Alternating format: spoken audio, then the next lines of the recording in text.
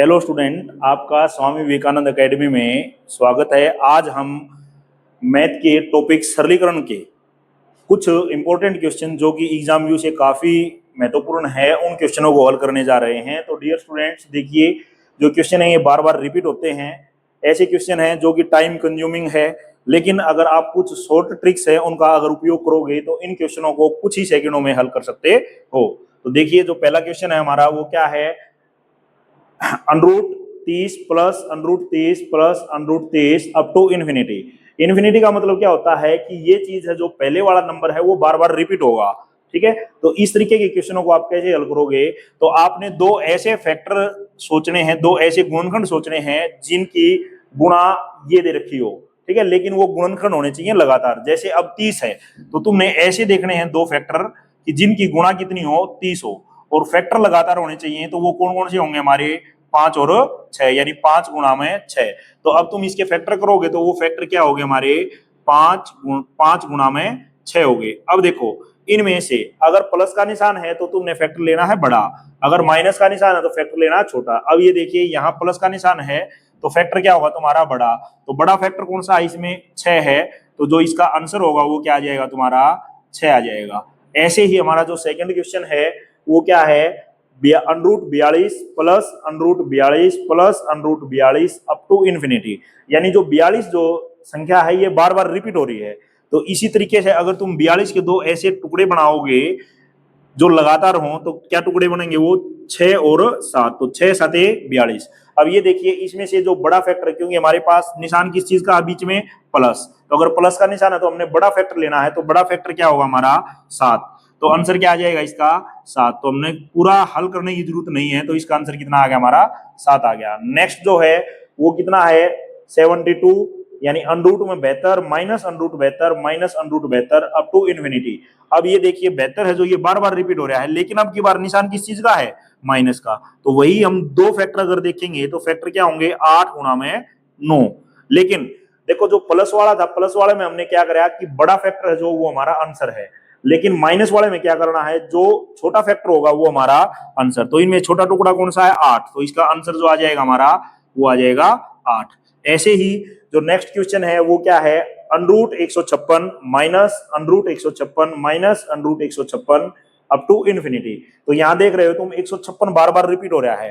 ठीक है, अगर रिपीट हो रहा है तो वही सेम कंडीशन है, सेम फार्मूला अप्लाई करो। तो इनके दो फैक्टर जो होंगे वो क्या होंगे, 12 गुणा में 13, क्योंकि 12 और 13 की गुणा करोगे तो कितना होगा, 156। लेकिन निशान किस चीज का है, माइनस का, तो इसलिए तुम क्या करोगे, छोटा फैक्टर उठाओगे, वही तुम्हारा आंसर होगा।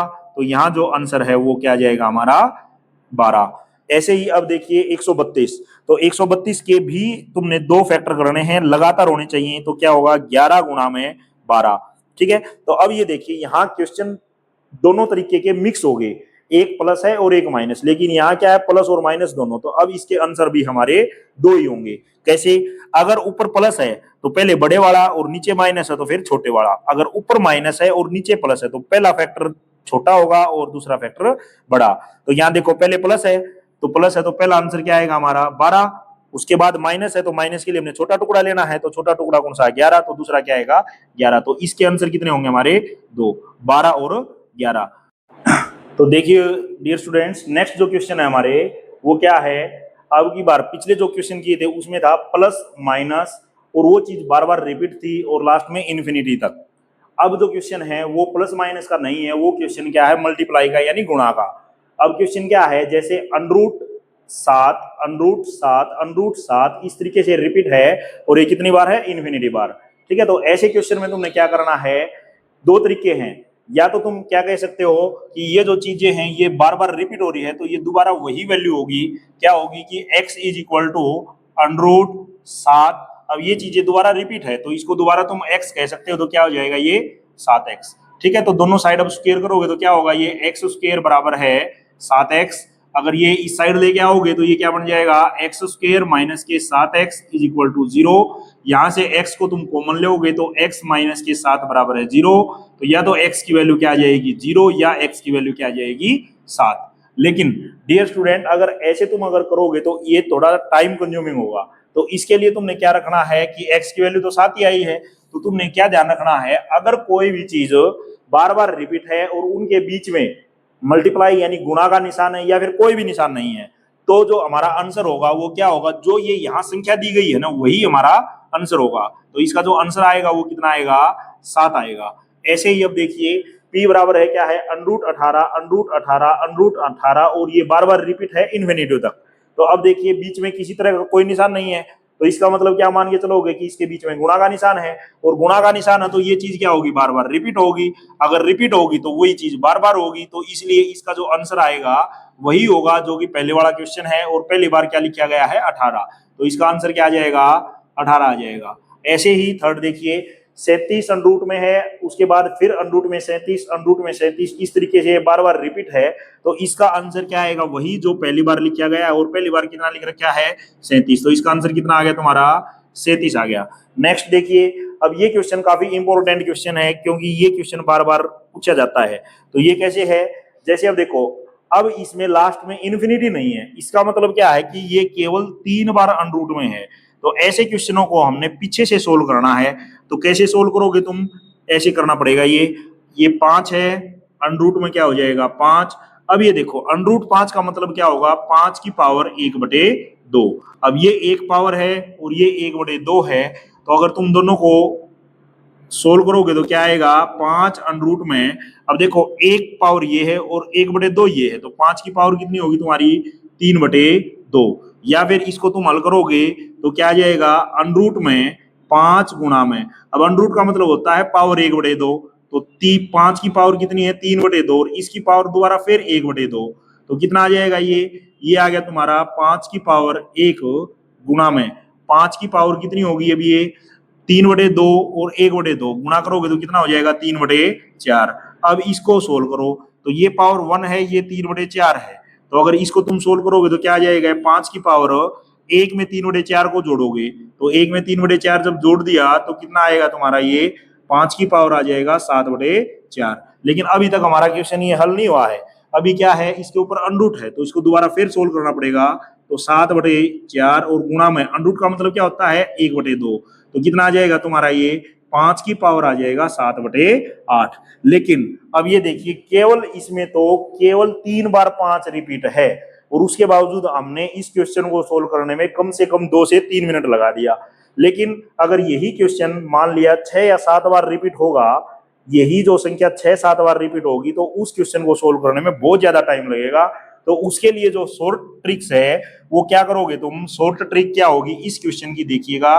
देखो ये देखो कितनी बार रिपीट है, ये 3 बार, कितनी बार रिपीट है 3 बार, तो तुम क्या लिखोगे 5 की पावर, देखो अनरूट का मतलब होता है 1/2, पावर होती है सारे की पावर 1/2, तो ये मान के चलो कि बटे में 2 है, तो कितनी बार अनरूट है 3 बार, तो 2 2 दूनी 4 4 दूनी 8, तो कितना आ जाएगा 8, और ऊपर क्या कर दोगे 1 घटा दे तो ऊपर कितना आ जाएगा 7, तो आंसर कितना आया 5 की पावर 7/8, यही आया ना। लेकिन देखो ये टाइम कंज्यूमिंग बहुत ज्यादा था, लेकिन इसमें बहुत कम टाइम लगा। दोबारा फिर एक बार देखिए कितनी बार रिपीट है, ये केवल 3 बार, तो हम एक को आधार मान के चलेंगे 2, तो एक बार अनरूट है तो उसको 2 मानो, ये भी अनरूट है ये भी 2 है, ये भी अनरूट है ये भी 2, तो कितना हो गया 2 दूनी 4 4 दूनी 8, यानी 5 की पावर 8 होगी। लेकिन 8 से ऊपर क्या होगा, एक कम करना है, तो एक कम करोगे तो ऊपर कितना हो जाएगा 7। अब इसी आधार पर इस क्वेश्चन को तुम आसानी से सोल्व कर सकते हो। अब देखियो क्वेश्चन में क्या है हमारा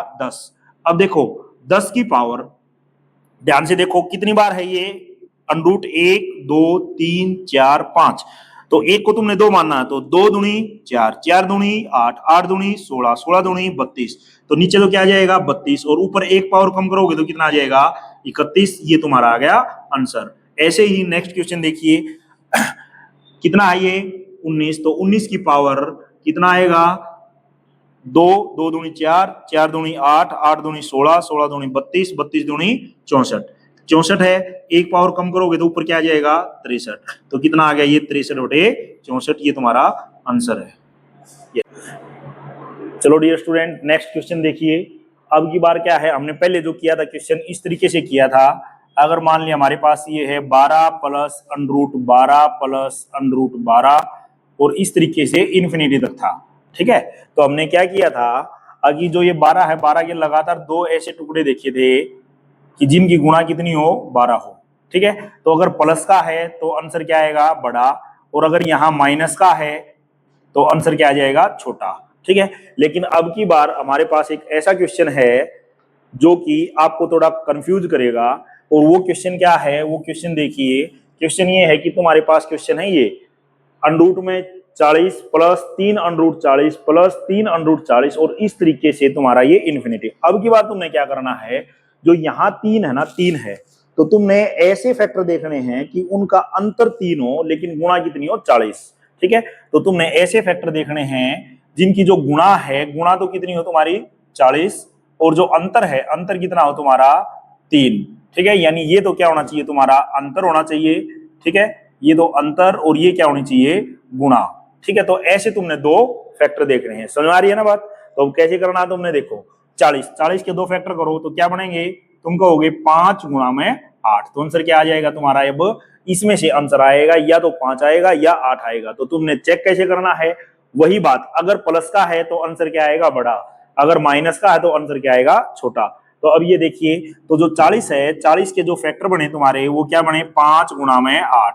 अब मेरे को ये बताइए कि बड़ा 8 है या 5, तो तुम कहोगे 8, तो बड़ा 8 है तो आंसर भी तुम्हारा क्या आएगा, 8। क्यों आएगा आंसर 8, क्योंकि बीच में निशान किस चीज का, तुम्हारा प्लस का। अगर यहाँ प्लस की बजाय होता माइनस तो फिर आंसर क्या आता, 5। ठीक है, तो इसका जो आंसर आएगा वो क्या आएगा तुम्हारा, 8 आएगा। ठीक है, इसको थोड़े से अच्छे तरीके से सेकंड क्वेश्चन को अगर तुम समझोगे तो और क्लियर हो जाएगा। अब देखो, गुणा कितनी चाहिए तुम्हारे को, 44, अंतर कितना चाहिए तुम्हारे को, 7, तो अंतर तुम्हारे को 7 चाहिए और गुणा चाहिए 44, तो तुम कहोगे 4 गुणा में 11। ठीक है, तो 4 गुणा में 11 हो गया।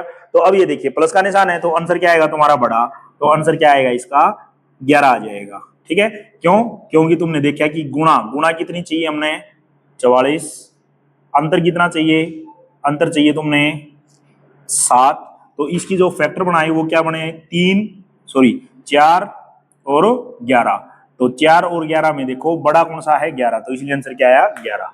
अब नेक्स्ट क्वेश्चन में क्या है, माइनस का निशान, तो माइनस वाले में तुमने तरीका वही अपनाना है।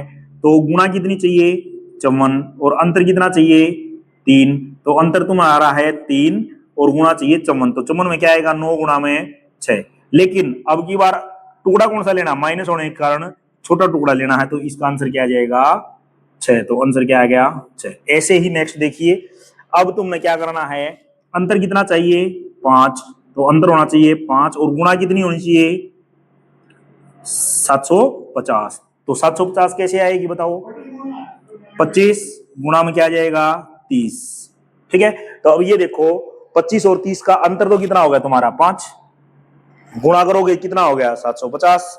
तो तुमने देखा कि माइनस का निशान है, तो माइनस का निशान है तो आंसर कौन सा आएगा हमारा, छोटा, तो छोटा कितना है, 25, तो आंसर क्या आ जाएगा तुम्हारा, 25। ठीक है, समझ में आ गई। तो यहां तक